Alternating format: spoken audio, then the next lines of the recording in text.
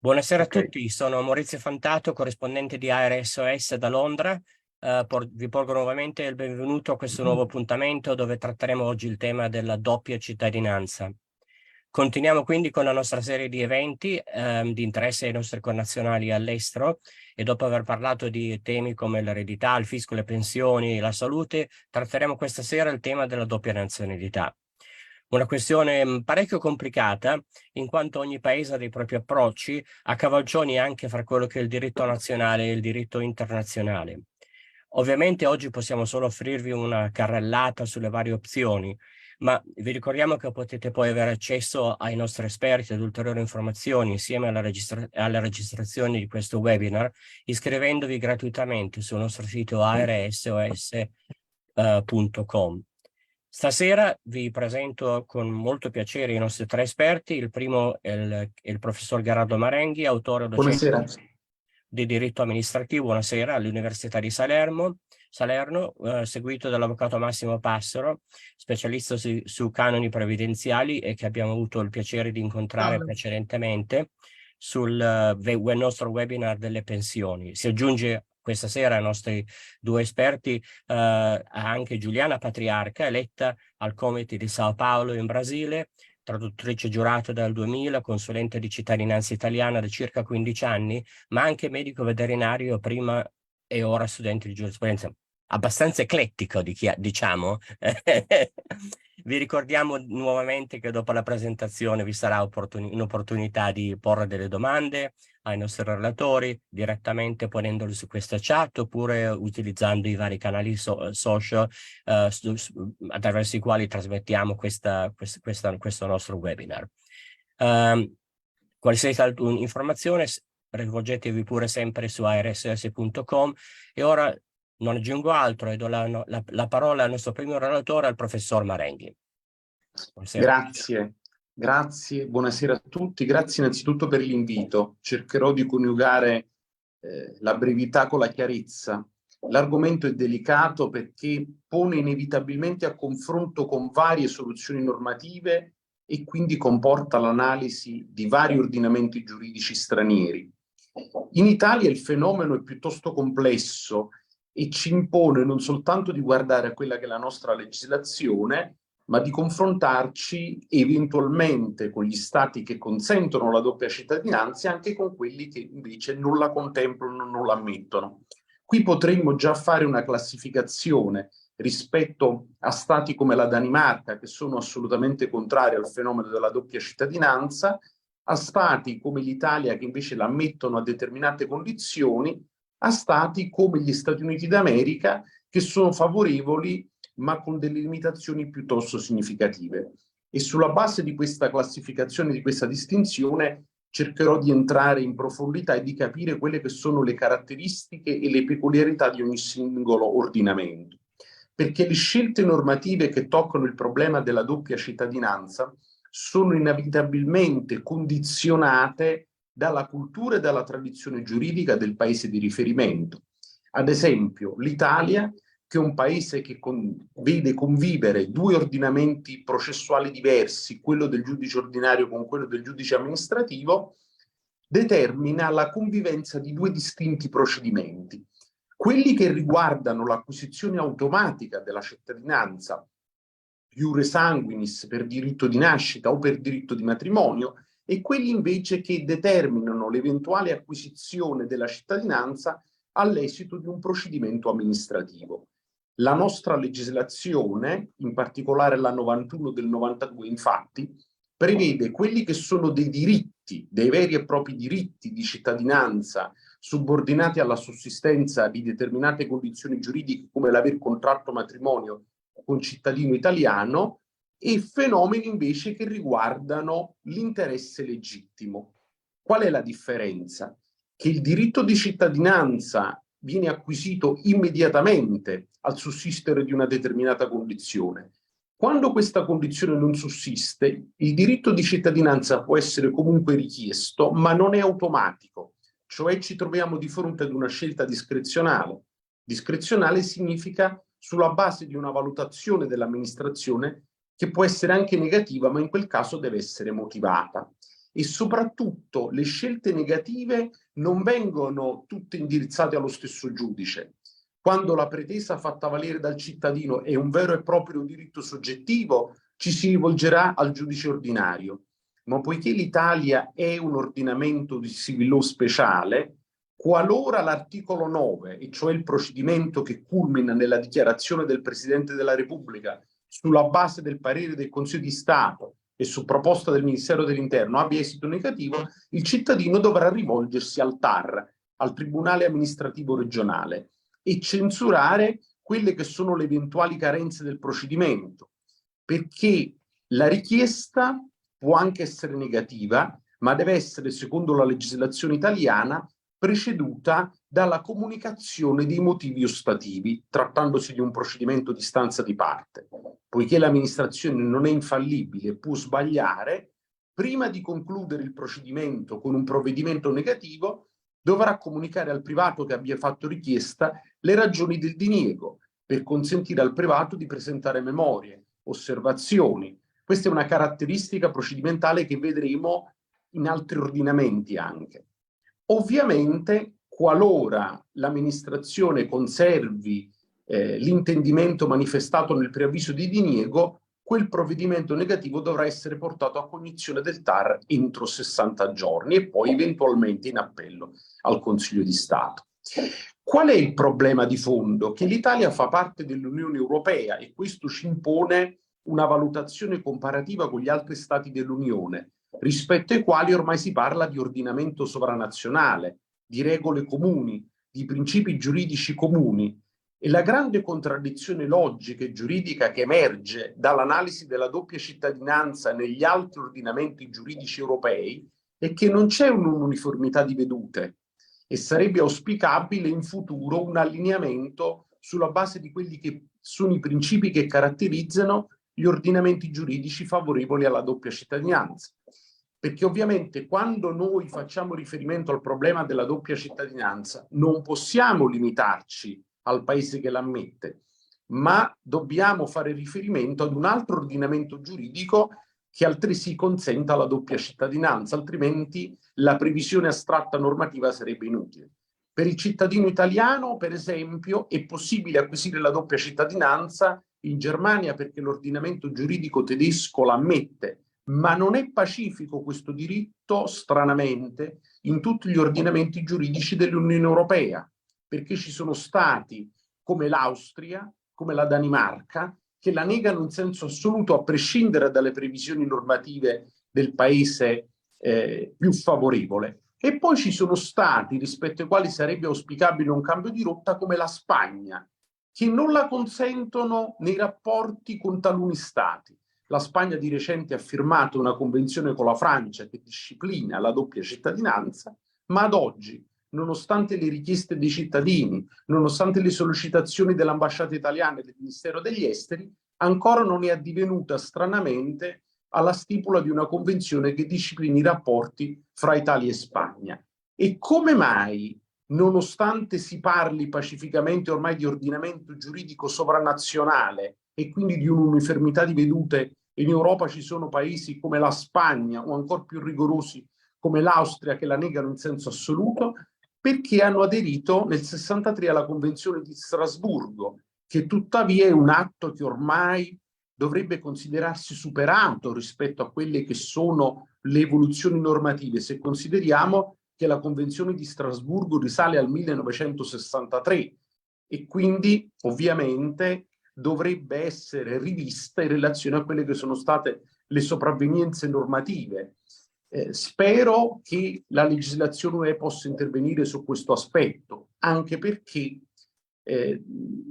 rimanendo su un profilo estremamente concreto, i vantaggi immediati che possono essere dati dalla doppia cittadinanza sono in primo luogo fiscale, cioè la possibilità di scegliere quello che il regime fiscale è meno gravoso, ma soprattutto insistono sulla libertà di circolazione, perché consentono al cittadino che goda della doppia cittadinanza di preferire quell'ordinamento giuridico che consente una maggiore libertà di circolazione. Ora, se l'Europa è caratterizzata in primis da un principio di valore assoluto ed irrinunciabile come la libertà di circolazione, Non vedo come sia possibile che convivano stati che l'ammettono e stati come l'Austria, come la Danimarca, come l'Ucraina, come la Spagna, che non lo consentono in senso assoluto o in senso parziale. Se usciamo dai confini dell'Unione Europea, ci rendiamo conto di come ci siano stati come gli Stati Uniti d'America che ammettono il principio della doppia cittadinanza, ma con delle limitazioni che sono tutte previste all'interno dell'Immigration and Nationality Act. Ora, devo dire che gli Stati Uniti d'America sono all'avanguardia sul piano della tutela, perché prevedono due distinte forme di tutela che possiamo definire l'una procedimentale, l'altra processuale. E cioè c'è un procedimento di garanzia che viene condotto dall'agency competente per territorio, che può essere avviato entro 30 giorni su richiesta della parte interessata, una volta che sia stato comunicato il diniego, ma se l'agency, che è in sostanza un'espressione dell'amministrazione, non del potere giudiziario, conferma l'originario diniego, il privato cittadino potrà rivolgere quelle che sono state le censure già proposte all'Administrative Tribunal e all'Agency, all'Administrative Court, che è un vero e proprio organo giudiziario in senso stretto. Quindi le opzioni per il privato cittadino sono addirittura due. Volendo uscire dai confini dell'ordinamento di common law e volendo prendere come parametro di riferimento invece un ordinamento extraeuropeo che appartiene a quella che è la nostra tradizione giuridica, cioè quella di civil law, l'Argentina, pur riflettendo molto la cultura spagnola sul piano della lingua, sul piano della tradizione giuridica, sul piano delle scelte normative, ed essendo caratterizzata da un forte tasso di migrazione di cittadini italiani, si presenta come un ordinamento assolutamente sui generis, perché rispetto alla Spagna ammette il concetto di doppia cittadinanza, la opzione di cittadinanza argentina addirittura prevista dal 1973 dalla legge 282, però si riserva, sulla base di una scelta discrezionale che deve essere motivata, di riconoscere un'eventuale doppia cittadinanza latente. In quel caso, verificata la condizione primaria irrinunziabile, cioè che il cittadino che ne faccia richiesta non abbia avi che abbiano rinunziato alla cittadinanza italiana, può riconoscere la cittadinanza argentina, ma in taluni casi, previa estrinsecazione della motivazione, può ad esempio vietare l'esercizio del diritto di voto, l'elettorato attivo in Italia. È una limitazione che è prevista dalla normativa del 1973 che io spero possa essere superata, ma comunque l'analisi della comparazione ci dimostra che ordinamenti giuridici più lontani dal nostro, ordinamenti giuridici extraeuropei, sono più favorevoli rispetto a modelli europei che sono in un certo senso antistorici, perché rinnegano quella che è la tradizione della libera circolazione che è alla base della nascita dell'Unione Europea, e quindi il mio auspicio è che ad esempio stati come l'Austria, come la Danimarca, come l'Ucraina possano superare questo divieto e stati come la Spagna possano ampliare il novero di quei paesi con i quali hanno stipulato degli accordi per il riconoscimento della doppia cittadinanza. Ovviamente c'è tanto ancora da fare, la comparazione rivela delle carenze ordinamentali in taluni paesi, devo dire non per amor patrio ma per oggettività che l'Italia, che è indietro su tanti punti di vista, è invece all'avanguardia sul piano della doppia cittadinanza, sia per la completezza di tutela normativa, sia per l'ampiezza di fattispecie che consentono al cittadino di acquisire la doppia cittadinanza sia come diritto pieno e soggettivo, sia come eventuale interesse legittimo. Grazie. Guardi, la ringrazio molto, è stato veramente molto interessante, una carrellata di alto livello che diciamo ha aperto il cosiddetto vaso di Pandora riguardo le varie condizioni che sussistono in Europa, fuori dall'Europa. Ho trovato molto interessante sapere che praticamente ci siano degli approcci più favorevoli fuori dall'Europa che dentro dell'Europa, che in realtà è un paradosso dal punto di è appunto molto inaspettato. Abbiamo delle domande, però le poniamo successivamente. Adesso vorrei passare la parola all'avvocato Passaro, che se non sbaglio prende una prospettiva più storica, diciamo, sulla doppia cittadinanza, è vero?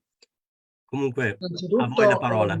sì, innanzitutto buonasera e auguri soprattutto a voi in Inghilterra che ieri avete festeggiato la nomina del nuovo re, ma ho visto che insomma avete anche festeggiato lo scudetto del Napoli, perché siamo campani.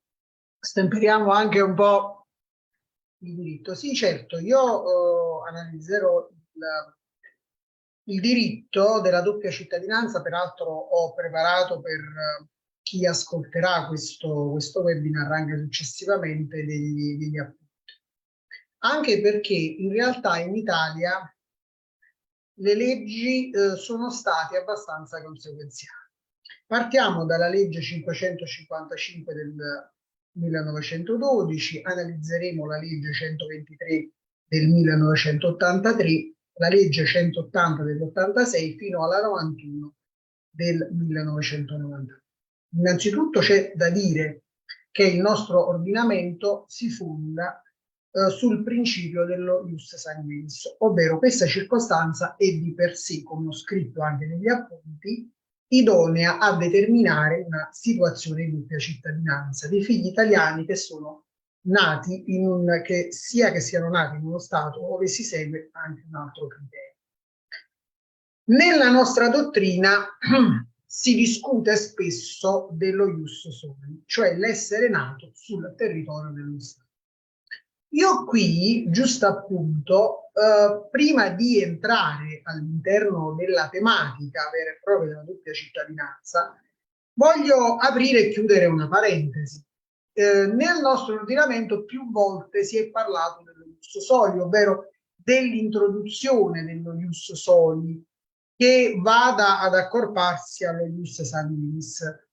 Oltretutto, diciamo che in realtà queste leggi, come poi vedremo, sono state riformate e modificate a secondo anche della emigrazione che si è avuta da parte dei connazionali, perché ricordiamolo, in una prima fase l'emigrazione era vista come quasi dei connazionali che andassero all'estero e potessero poi ritornare. Quindi diciamo che era un discorso quasi ultroneo, perché si aspettava sempre. Oggi però le condizioni cambiano, oggi abbiamo una condizione completamente diversa, abbiamo una mobilità. Bene ha detto il professore Marenghi all'interno della sua analisi anche contestuale degli altri stati. Ci sono alcune norme come quella di Strasburgo del 1963 che andrebbero assolutamente riviste.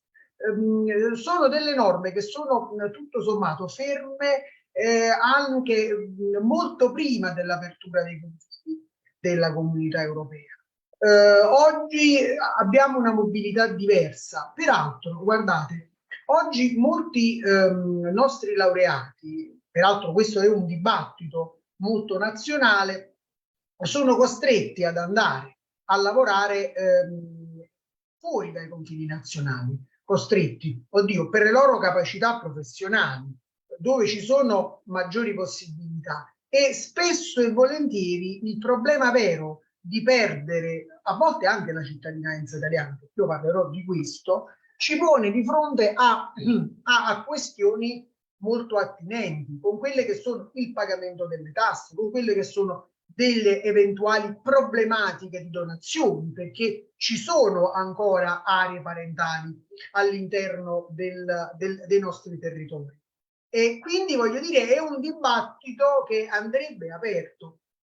Ho letto anche alcune proposte parlamentari, interrogazioni parlamentari proprio in questo senso, proprio a difesa dei diritti dei nostri connazionali all'estero, anche di seconda generazione, non solo quelli che sono nati e hanno dei parenti qui in Italia. Ma se noi andassimo a vedere quello che è l'articolo 3 della legge 555 del 1912, afferma: lo straniero nato nello Stato, se qui risiede da almeno 10 anni alla maggiore età e non dichiara di voler conservare la cittadinanza straniera è italiana. Qui si pone un altro problema. si pone un problema molto diverso. Dopo la legge del 1912 abbiamo la cosiddetta legge dell'83.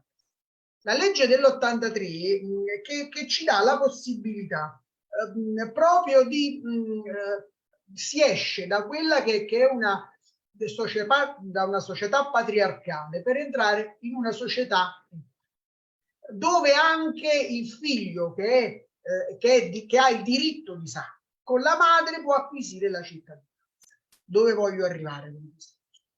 Voglio arrivare che oggi il problema è doppio. I matrimoni non sono più tra connazionali, i matrimoni a volte sono misti.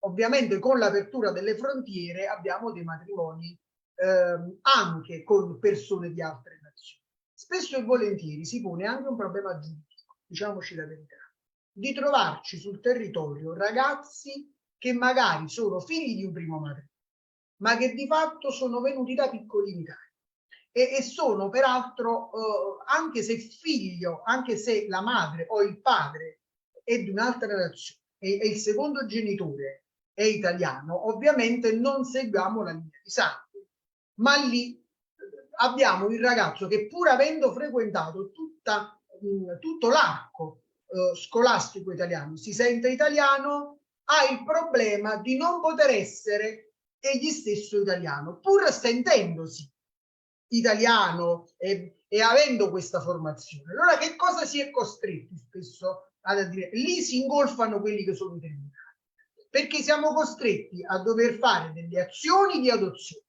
sia nei confronti dei minorenni che nei confronti dei maggiorenni, e solo successivamente, una volta che sono stati adottati, i figli, che siano essi minorenni o maggiorenni, possono richiedere la cittadinanza italiana.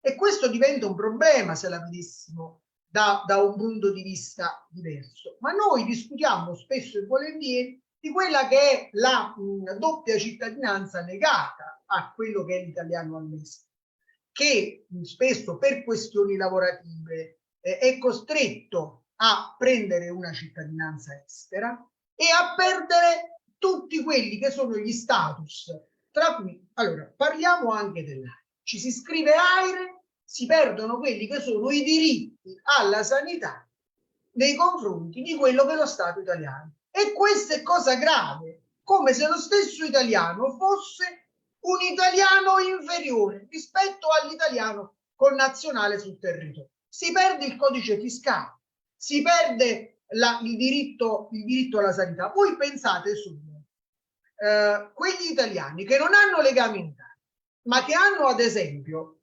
degli immobili in Italia, sono costretti a pagare i tributi oggi, non possono richiedere lo SPID se si è iscritti AIRE, perché non si ha il codice fiscale.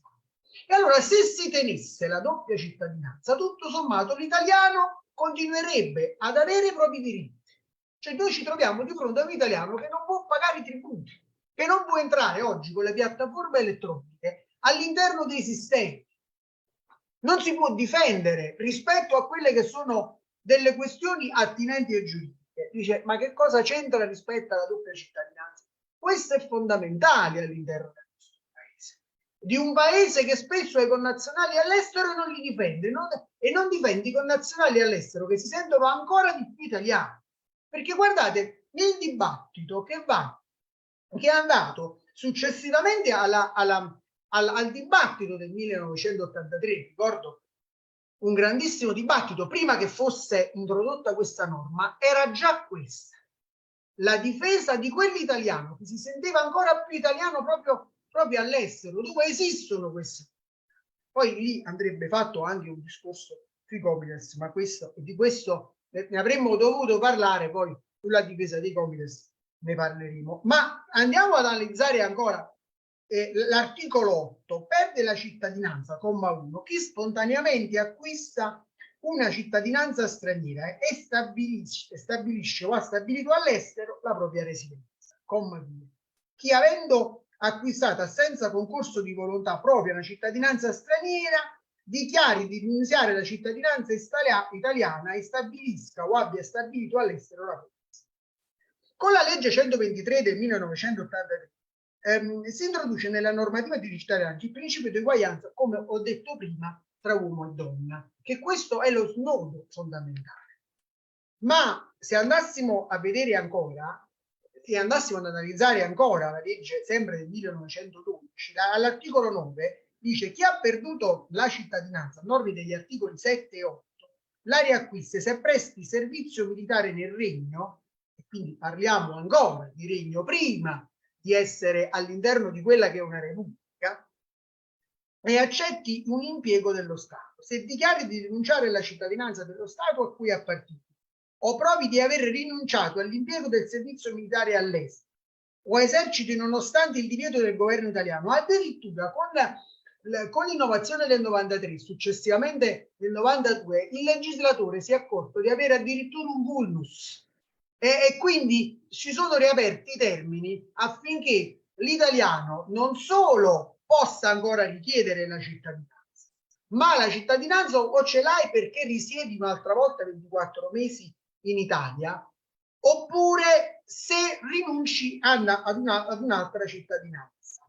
E allora qui bisogna veramente aprire un dibattito con quelle che sono le forze politiche di ogni colore, affinché si vengano ad eliminare un po' tutte queste discrasie all'interno della norma. Io non mi trattengo oltre, perché analizzare proprio tutto l'arco normativo, io mi volevo far capire che il legislatore ha ragionato a vari step, quasi volendo tutto sommato ripristinare quella che era il ritorno degli italiani, però perdendo un attimo di vista quello che è oggi l'italiano all'estero, facendogli perdere i propri diritti, non dandogli la possibilità di avere ancora all'interno, quindi non poter scegliere di avere per esigenze lavorative o altre esigenze, di avere una residenza all'estero e avere ancora quelli che sono i propri diritti di italiano in Italia. Grazie. Perfetto, ringrazio. Diventa sempre più complicato, praticamente. Ma vorrei porre una domanda prima di passare la parola a Giuliana. Ma Chiara, si capisce ovviamente la differenza fra ius sanguinis, la differenza fra ius solis, ma i matrimoni dove risiedono fra questi, a cavallo di queste due cose? Perché se non mi sbaglio, un italiano può aver sposato una persona di un altro paese, però questa persona non ha il diritto cioè dovrebbe fare domanda. Addirittura ci sono stati ultimamente c'è stata una legge, un decreto, se non mi sbaglio, è stato posto da Salvini, per il quale c'è l'obbligo di avere un esame di lingua. Cioè in pratica non pare che esista questo diritto. Non so se uno di voi volete rispondere. Intanto che rispetto al coniuge si apre tutto un altro scenario, ma spesso quello che noi dobbiamo andare a riflettere, soprattutto rispetto ad una società che diventa sempre più anziana, sono le nuove generazioni.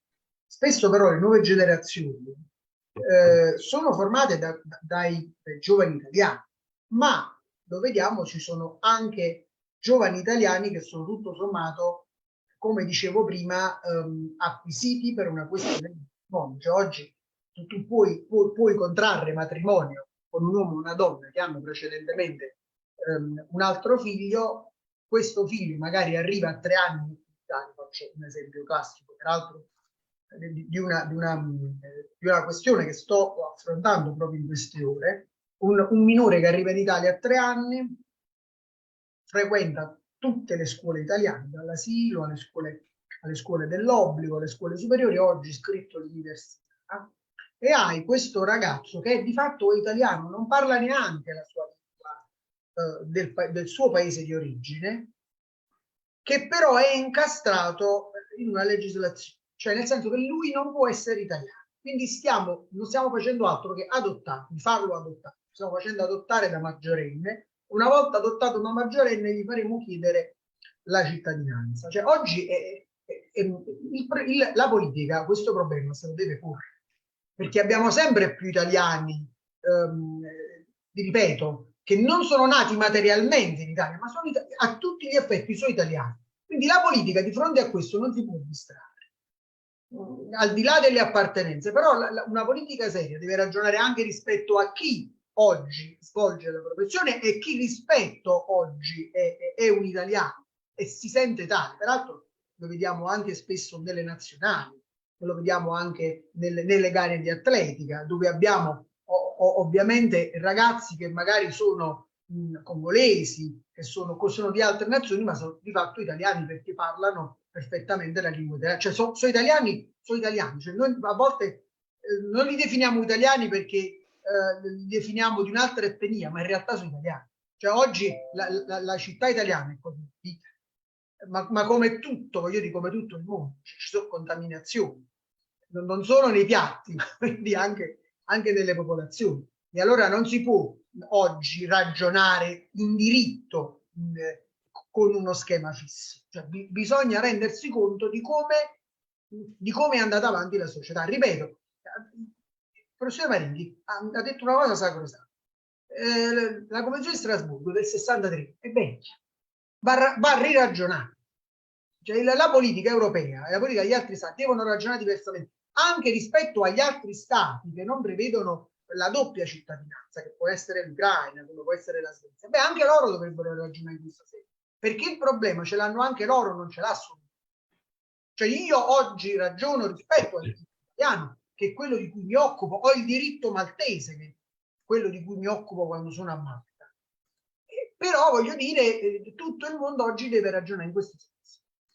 Grazie. Spero di essere stato chiaro Sì, ringrazio molto. Poi continueremo ovviamente con le altre domande, ma adesso sono conscio, diciamo, del tempo. Vorrei passare direttamente la parola a Giuliana Patriarca con la sua presentazione e, se non mi sbaglio, anche infine una certa focalizzazione su quelle che sono le realtà in alcuni paesi del Sud America. Quindi la parola a Giuliana ora. Buonasera a tutti, è stato un piacere, è un grande onore essere qui e parlare, anche una grande responsabilità, parlare dopo il dottore Marenghi e il dottore Passaro, che hanno fatto una presentazione splendida dal punto di vista giuridico. Io parlerò un po' dal punto di vista pratico di come lavoro io qui in Brasile, ormai da quasi 22 anni, con le doppie cittadinanze, perché poi, se consideriamo il Brasile, parleremo un po' anche su come ottenere la doppia cittadinanza in tutto il mondo, ma non so se sapete, il Brasile è il paese più italiano dopo l'Italia, quindi abbiamo più discendenti di italiani in tutto il mondo, è proprio il Brasile, 30% più o meno della nostra popolazione è discendente di italiani. E quindi questo è una sfida per il governo italiano, avere poi ancora non tutti riconosciuti, ma molti di quelli desiderosi di avere questa doppia cittadinanza riconosciuta. Quindi io ho preparato una presentazione e la condivido qui con voi.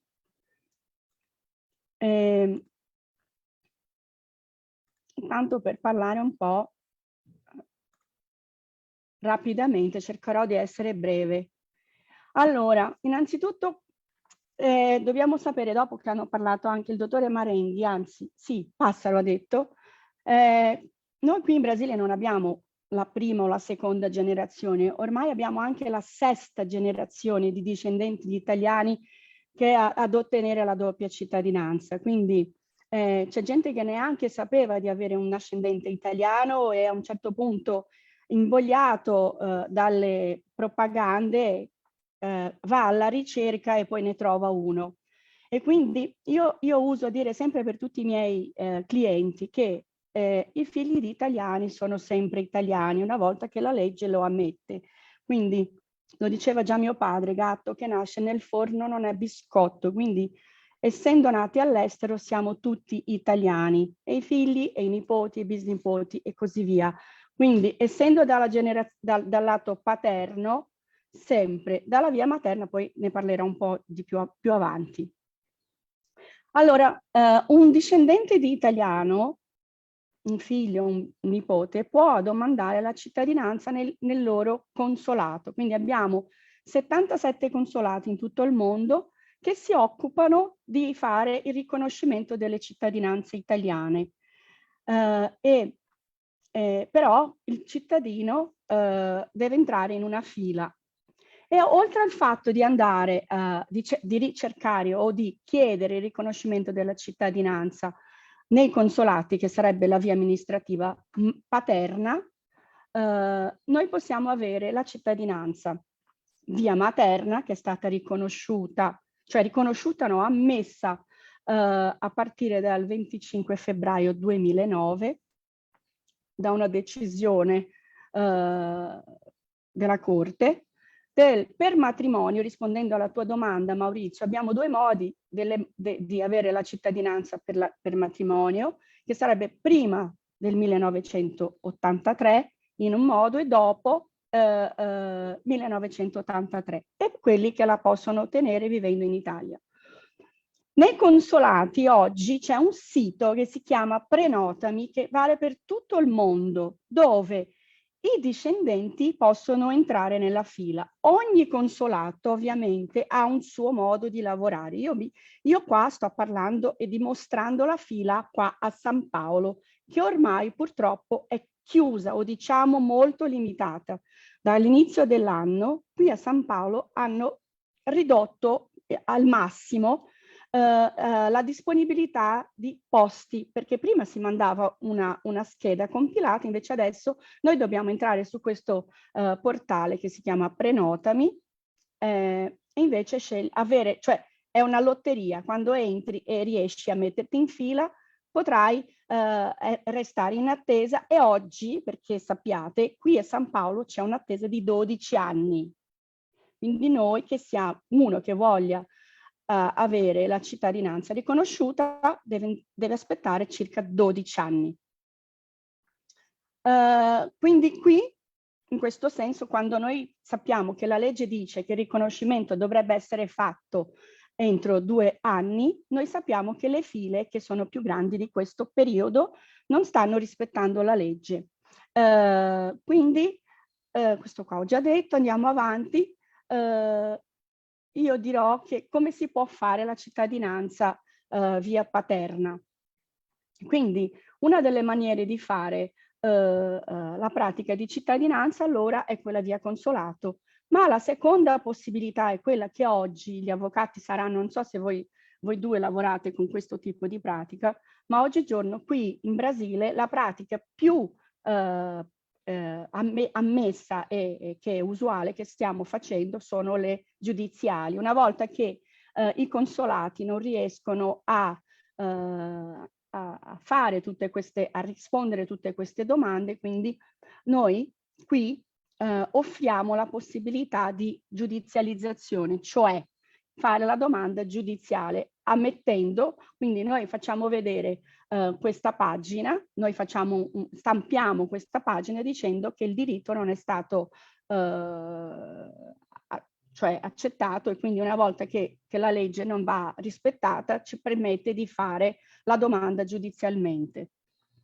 Quindi quando noi dobbiamo preparare una pratica di cittadinanza, noi dobbiamo avere tutti gli elementi, i documenti che sono la garanzia di avere l'accoglimento totale della nostra domanda. Quindi uno non può presentare una domanda incompleta, e quindi la garanzia del successo, quindi dico che tutte le pratiche fatte come si devono fare avranno sempre 100% di sicurezza, di garanzia di avere la domanda accolta. Quindi non esiste uno standard universale nel punto di vista di preparazione, diciamo, di certi elementi.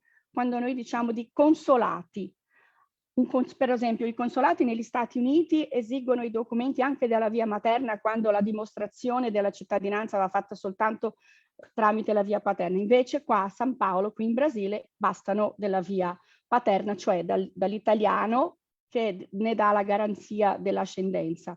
E questo vale anche per la via giudiziale. Quindi quando noi facciamo la domanda ad un giudice dobbiamo presentare ovviamente il certificato di nascita del dante causa, che è l'italiano nato in Italia, che deve assolutamente avere la generalità. Di solito i certificati italiani non sono tutti presentati con la generalità, ma quello è fondamentale. Noi dobbiamo presentare un certificato negativo di naturalizzazione oppure positivo di naturalizzazione, ma che dimostri che questa naturalizzazione fu fatta, riconosciuta dopo la nascita del figlio dell'italiano. Quindi un cittadino italiano che ha avuto un figlio e si è naturalizzato prima della sua nascita non può trasmettere la cittadinanza al suo figlio. Quella è una tristezza, perché molto spesso per quelli che sono venuti nel dopoguerra a volte si sono naturalizzati.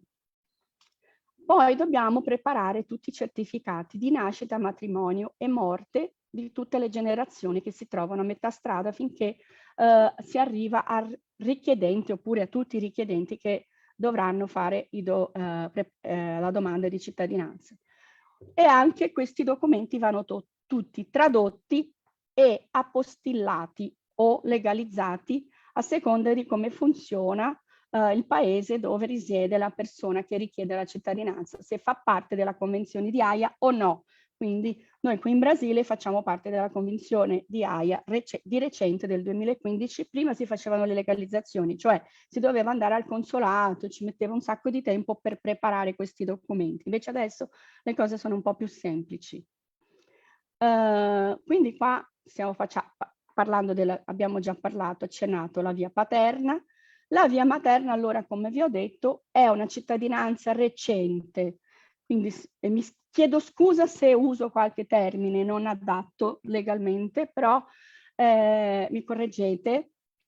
Quindi c'è stata questa decisione della via materna, però prima tutte le donne sposate con un cittadino italiano diventano italiane. Per esempio, una signora si è sposata nel 1968, non essendo italiana, non avendo le origini italiane. A partire da quel momento lei è considerata anche cittadina italiana, quindi ha il diritto del passaporto senza nessun'altra necessità di presentare, oltre la nascita tradotta, e quello è l'unico documento.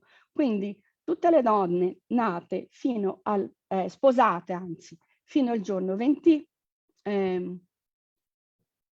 non l'ho scritto? No, qui siamo nella via materna, sto dicendo per matrimonio. 27 aprile 1983 sono italiane per matrimonio. Quindi una donna sposata con un cittadino italiano, anche se questo non è ancora stato riconosciuto, quindi lui passa la cittadinanza alla moglie. Invece per quelli che si sono sposati dopo questa data, dopo il 27 aprile 1983, entrambi, sia l'uomo che la donna, possono avere la cittadinanza per matrimonio. Maurizio, tanto che sono sposati da 3 anni o 1 anno e mezzo con figli, devono studiare la lingua italiana e avere superato l'esame del quadro comune europeo B1 cittadinanza e fare la domanda amministrativa presso il Ministero dell'Interno. Attualmente, dopo 6 mesi dalla domanda, lui o lei farà il giuramento della cittadinanza per matrimonio, essendo un cittadino italiano naturalizzato per naturalizzazione. Questo dipende anche un po' dal paese suo di origine. Io sto parlando sempre nei confronti del Brasile.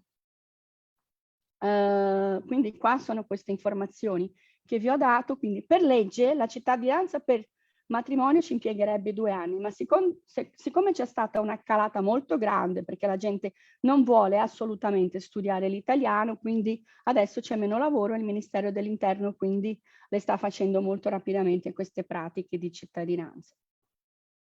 Quindi, come vi ho detto prima, le cittadinanze qui in Brasile siamo in un momento di crescita assoluta, c'è un desiderio gigante. Quelli che hanno il desiderio di fare la cittadinanza per motivi di tradizione, di cultura, però purtroppo la maggior parte non la vuole la cittadinanza per quello e non vuole neanche parlare l'italiano. Quindi noi io come Comites faccio parte della Commissione di Lingue e Culture Italiane, una sfida giornaliera di cercare di far capire alla gente che non basta soltanto essere cittadino italiano. Dobbiamo per forza, per non farci vergognare in Italia soprattutto, io sono figlia di italiani, ho studiato italiano qua, non ho mai vissuto in Italia purtroppo, però ci tengo moltissimo di parlare bene e di ogni volta migliorare nei confronti della lingua e della cultura, e cerchiamo di far capire a tutti i discendenti che è così che significa infatti essere veramente cittadini italiani. Chissà un giorno riusciremo, però la maggior parte vuole purtroppo il passaporto per i suoi vantaggi, no? Perché i vantaggi della doppia cittadinanza sono grandi. Una cosa che non ho chiarito e che dovrei aver detto prima, cosa significa dal punto di vista tecnico essere un doppio cittadino? Che questo è importante, non basta avere la traduzione dei suoi documenti. La doppia cittadinanza è esattamente avere il tuo documento di nascita, eppure matrimonio, tutta la tua storia civile trascritta nel comune del tuo dante causa oppure nel comune dove hai vissuto, hai avuto una residenza.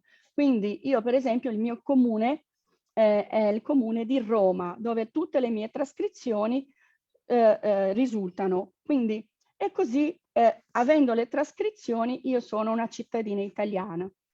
Allora, dopo questo, io vi faccio vedere rapidamente la nostra divisione geografica qui in Brasile, dove abbiamo 7 circoscrizioni consolari e ovviamente quella in giallo è quella di San Paolo, a cui appartengo io, la più grande. Abbiamo quasi 500.000 cittadini italiani iscritti, è sempre in crescita, abbiamo una comunità abbastanza sviluppata e quella del sud soprattutto adesso che sta lavorando molto. Scusa Giuliana se ti interrompo, ma stiamo raggiungendo, abbiamo pochi minuti, abbiamo no, allora domande. abbiamo finito. Non so se No, è l'ultima slide, sto finendo tanto per farvi vedere come funziona. Sì, certo, qua. certo. E siamo la seconda più grande comunità italiana, non superando ancora l'Argentina, che ha il doppio degli italiani riconosciuti nell'America del Sud. Vi ringrazio e sono a Grazie disposizione infinite. Prima di passare la parola di nuovo a Massimo, volevo chiedere, perché ci sono state varie domande, e riguardo per esempio quella della lingua, ma non si creano dei paradossi che per esempio ci possono essere degli italiani di diritto ius sanguinis, ma che non parlano la lingua, ma che hanno diritto alla nazionalità, e dei coniugi che hanno dei figli che diventano poi genitori di italiani che non hanno diritto alla nazionalità, perché magari possono cavare ma non a livello di B1 per esempio. Ma è logico o giusto, prima di passare al punto chi è che non so se qualcuno mi vuole dare uno spunto legale su questo, su tutto ciò? Ma questo tu stai dicendo in confronto all'Italia, perché qui sì, all'estero sto parlando della cioè, cittadinanza italiana. Sto parlando. Sì, perché i figli di questa italiana che ha fatto l'esame di B1 di doppia cittadinanza, ovviamente i figli sono italiani. Sì, parlo della persona che è il genitore di questi figli che sono italiani, che però non ha diritto alla nazionalità a meno che lei o lui possano passare l'esame di B1 anche se magari se la cavano con l'italiano. Cioè pare che sia una questione burocratica più che una questione, diciamo, di diritto vero e proprio. Non so, Gerardo, se per caso mi può intervenire. Assolutamente. Diciamo che poi quando si nega la cittadinanza non è un capriccio giuridico, non può essere un capriccio giuridico, cioè va motivato e l'autorità deve ricostruire puntualmente le ragioni che sono la base del diniego. Altrimenti, come dice giustamente la giurisprudenza americana, ci troviamo di fronte a un atteggiamento capricious ed è una categoria che noi mutiamo anche nel nostro ordinamento. Mentre mi facevi questa domanda, mi sembra sia stato fatto un altro quesito: quali sono i vantaggi della doppia cittadinanza? Ho letto in epigrafe. Se posso dare il mio contributo, sicuramente la possibilità di scegliere fra due ordinamenti, quello che consente la maggiore libertà di circolazione. E poi un altro vantaggio molto significativo riguarda l'opzione per il regime fiscale meno gravoso, se consideriamo che ad esempio in Italia noi abbiamo uno dei regimi fiscali più severi di tutta Europa, equiparabile un po' a quello dei paesi scandinavi. Perfetto. Se non mi sbaglio, Massimo, volevi intervenire riguardo a quello che Giuliana aveva detto. No, ma volevo intervenire su quello che diceva Giuliana, sulla questione della cittadinanza che molti richiedono. Sia chiaro, lei devo dire, è una persona da ammirare, perché pur non avendo mai vissuto in Italia parla un italiano perfetto. Quindi ritengo che essere italiani, attenzione, non significa essere nati da genitori, ma devi conoscere la storia, devi parlare l'italiano. Come se io volessi prendere la cittadinanza brasiliana piuttosto che quella americana, piuttosto che quella inglese. Attenzione, bisogna conoscere la lingua, non è che se poi diventi italiano per un capriccio o per un vantaggio, è essere parte di un territorio. Cioè, voglio dire, il recupero da parte della nostra nazione, come delle altre, dei propri connazionali, significa preservare la storia di questo paese, le tradizioni, la lingua. Cioè, ma chi non vuole oggi questo, perdonatemi, può essere considerato italiano anche dal punto di vista del diritto. Cioè, noi abbiamo bisogno di italiani che conservano in sé quelle che sono storie, lingue e tradizioni. Sia chiaro, quindi volevo intervenire per dare assolutamente ragione al discorso di Giuliano. Altrimenti poi, come dice il diritto americano, diventa capriccio. Capricci no. Grazie. Perfetto. Credo che abbiamo una domanda che sembra abbastanza ovvia, che ci è sottoposto dicendoci: ma non sarebbe facile fare una riforma totale di questa di quello che il codice che riguarda appunto l'acquisizione della cittadinanza? Beh, non so, questa ve la pongo a voi giuristi. Non so.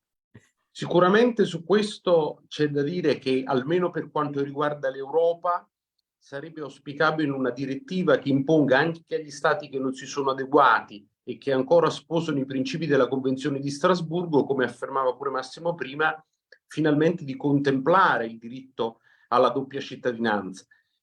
Per quanto riguarda poi i paesi extraeuropei, diventa un principio giuridico interno di legislazione che è rimesso ovviamente alle scelte politiche di ciascun ordinamento giuridico. Però l'Europa sicuramente deve fare dei passi avanti, perché non è possibile che convivano all'interno di un sistema giuridico unico paesi che la ammettono, paesi che la mettono in parte e paesi che invece non la consentono. Quindi, per quanto possa sembrare banale, è una domanda che solleva un problema assolutamente esistente e che merita di essere risolto in tempi brevi. Grazie. Un'altra domanda era specifica, non so se è solo del Venezuela, ma forse accade anche in altri paesi, ma c'è stata posta appunto da un ascoltatore in quel paese, e riguardava il fatto che apparentemente dice che sono state negate è stata negata la cittadinanza ai discendenti in quanto i loro genitori erano stati costretti ad acquisire la nazionalità venezolana. Se non mi sbaglio, questo era qualcosa che addirittura Giuliana aveva toccato riguardo al Brasile. Cioè i loro genitori sono stati obbligati ad acquisire la nazionalità venezolana, i figli non possono poi acquisire quella italiana anche se i genitori precedentemente erano italiani. È vero? Accade? Dovrebbe accadere? Non dovrebbe accadere? Chi è che vuole dare una risposta a questo ascoltatore? Allora, considerando dal punto di vista, scusate, zitto, considerando dal punto di vista quando il cittadino italiano si è naturalizzato, lui perde assolutamente il diritto di trasmissione di questa cittadinanza. Questa è la legge italiana che lo dice, non è la legge del Venezuela o del Brasile. Lui dipende, a quel momento ha rinunciato alla cittadinanza italiana, quindi a partire dal momento che fa la rinuncia, oggigiorno un italiano qui in Brasile che richiede la cittadinanza brasiliana non deve più rinunciare all'italiana, ma prima sì. Non so come funziona in Venezuela, bisognerebbe capire, io non ne capisco, non so se gli altri sanno come funziona la legge in Venezuela. Quindi, per chiarire, I figli, per chiarire, i figli di questo italiano, anche se i nonni sono italiani, non potrebbero mai chiedere la nazionalità. Mai. La linea, cioè il diritto è sempre dal genitore. Esatto, sì. Esiste un taglio nel diritto, quindi non si può più assolutamente. Perfetto, grazie. Quindi in Venezuela funzionava come funzionava in Brasile. Oggi il Brasile non è più così. Perfetto, grazie.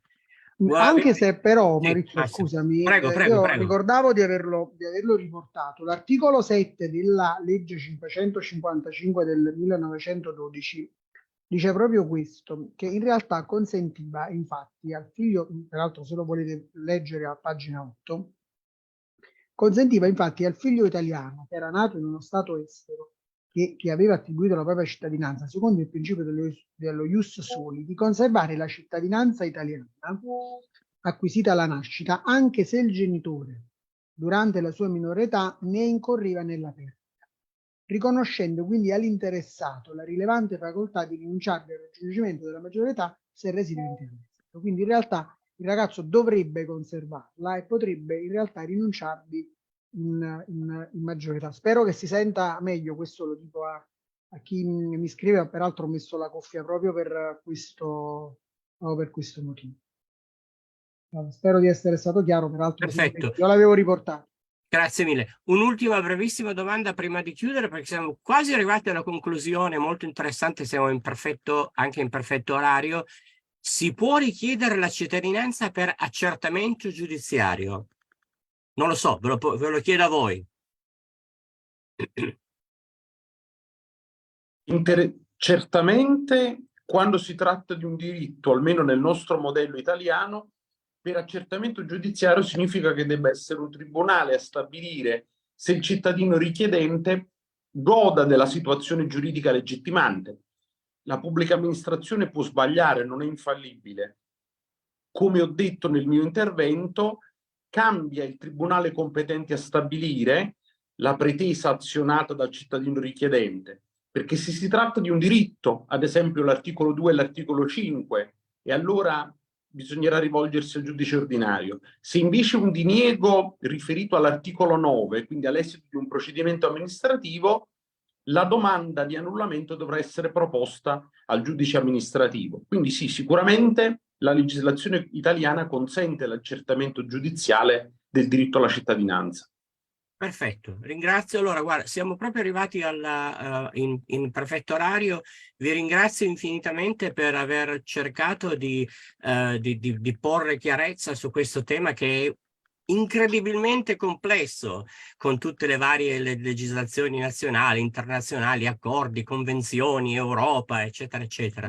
Abbiamo ricevuto varie domande e poi le pubblicheremo sui nostri siti.